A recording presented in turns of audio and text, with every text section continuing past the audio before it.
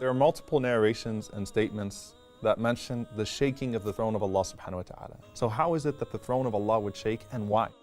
There's a fabricated hadith that I often hear that divorce shakes the throne of Allah subhanahu wa ta'ala. And that hadith is mawdu', it's fabricated anyway. However, there is an authentic narration where the Prophet sallallahu alaihi wasallam says, اهتز عرش الرحمن لموت سعد بن معاذ. That the throne of Allah subhanahu wa ta'ala, the throne of the most merciful, shook from the death of Sa'd ibn Mu'adh radiallahu ta'ala anhu. Now Sa'd ibn Mu'adh is one of the greatest of the companions of the Prophet _. He is one of the Ansar of Al-Madinah. He's one of the chiefs of Al-Ansar, the helpers in Medina. He's someone that stood by the Prophet _. He's someone that when people had hesitation, he was the one that would get them back to their state of confidence, that would remind them of their service of the Lord the Lord of the throne, of the most merciful, that would remind them of the pledge that they took to the Prophet _.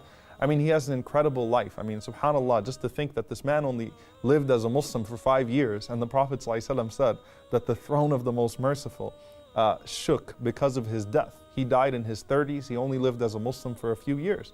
But this man was a great man, was an unbelievable man. And in fact, the Prophet ﷺ said that, or rather the Sahaba, they said that the janazah of Sa'd, that when we were carrying the body of Sa'd, it was extremely light. And some of the hypocrites, they made fun of Sa'd radiallahu ta'ala anhu, and they said, look, he's not worth anything. So they took that as a sign of disgrace. But the Prophet sallallahu alaihi wasallam, he said that the angels were carrying the body of Sa'd radiallahu ta'ala anhu.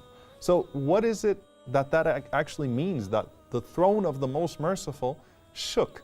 The Prophet sallallahu alaihi wasallam, he explains to us that the throne of Allah subhanahu wa ta'ala did not shake, because Allah subhanahu wa ta'ala, or the throne could not handle the death of Sa'd radiallahu ta'ala anhu, or because of fear or anything of that sort. But the throne shook min farah al-Rabb, from the joy of the Lord of the returning of the soul of Sa'd radiallahu ta'ala anhu. Can you imagine? The Prophet ﷺ said it shook out of joy.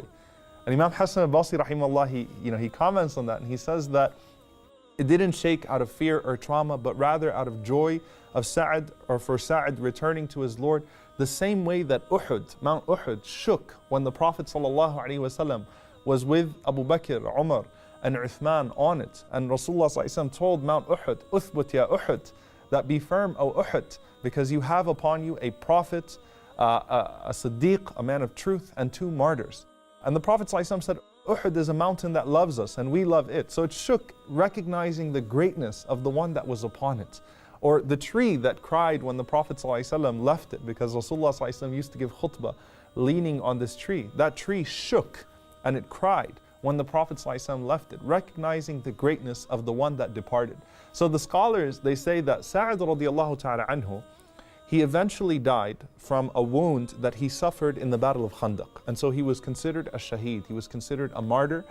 And the martyrs, the Prophet ﷺ tells us that the souls of the shuhada, the souls of the martyrs, live in the bodies of green birds.